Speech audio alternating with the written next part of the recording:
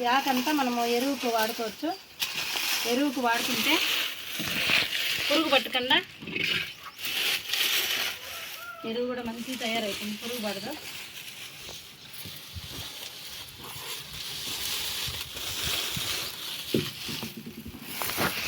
ఇదంతా పసుపేనండి, మస్తు ఇంకా కింద కూడా ఉంది.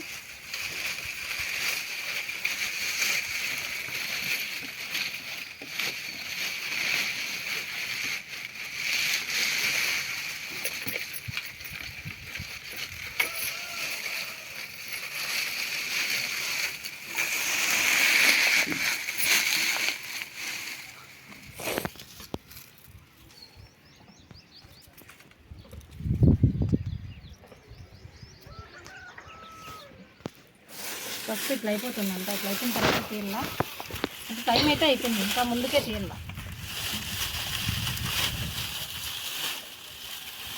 3 రకాల పసుపులు ఉన్నాయి. కస్తూరి పసుపు, నల్ల పసుపు కూడా వేరే వాళ్ళు ఇచ్చింటే కొంచెంగా పూడ్చిన, అది కూడా ఉంది. మీకు అన్నీ చెప్తానండి ఇట్లా చేయాలి అయ్యానని. చూడండి పచ్చగా ఎట్లుండిందో, అంతా ఇట్లా అయిపోయిన తర్వాత తీయాల. ఇప్పుడు ఇందులో పసుపు ఎంత వచ్చింది,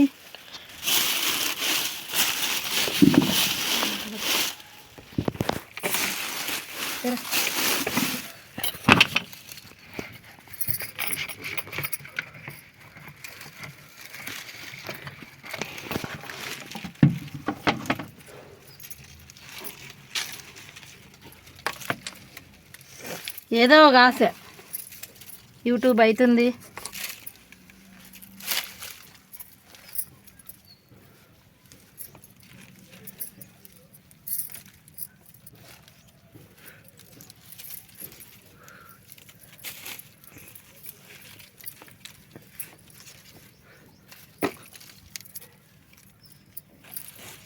వర్షాలు ఎక్కువ కాబట్టి కొంచెము మెత్తగా కుళ్ళుబాటు అయింది కూడా,